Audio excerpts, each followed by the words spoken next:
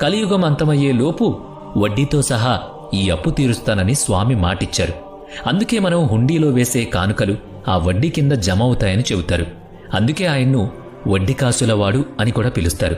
శ్రీనివాసుడు పద్మావతిల వివాహం అంగరంగ వైభవంగా జరిగింది. కాని ఈ విషయం తెలుసుకున్న లక్ష్మీదేవి ఆవేశంతో అక్కడికొచ్చారు. నేనుండగా మరొక వివాహం ఎలా చేసుకుంటారు అని నిలదీశారు. అటు పద్మావతీదేవి ఇటు లక్ష్మీదేవి మధ్య వాదన మొదలైంది. ఆ సమయంలో కలియుగంలో భక్తులను రక్షించడానికి అదే సరైన సమయమని భావించిన శ్రీనివాసుడు ఇక తాను శిలారూపంలో ఉండిపోవాలని నిర్ణయించుకున్నాడు. ఇద్దరు దేవేరులు చూస్తుండగానే స్వామివారు శిలగా మారిపోయారు. ఆ తర్వాత లక్ష్మీదేవి శాంతించి స్వామివారి వక్షస్థలంలో శాశ్వతంగా నిలిచిపోయారు.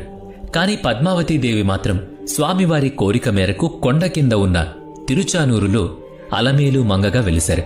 అందుకే తిరుమల వెంకన్నను దర్శించుకున్న తర్వాత కింద ఉన్న పద్మావతి అమ్మవారిని దర్శించుకుంటేనే యాత్ర పూర్తవుతుందని అంటారు. అయితే ఇక్కడ ఒక అద్భుతం ఉంది. స్వామివారిలో పురుష లక్షణాలతో పాటు స్త్రీ లక్షణాలు కూడా ఉంటాయి. అంటే ప్రకృతి లక్షణాలు. దీనికి నిదర్శనమే స్వామివారి అలంకరణ. సాధారణ రోజుల్లో పురుష వస్త్రంలో అంటే దోవతీ కట్టే పూజారులు ప్రత్యేక ఉత్సవాల్లో మరియు శుక్రవారం అభిషేకం తర్వాత స్వామివారికి పైభాగంలో చీరను అలంకరిస్తారు.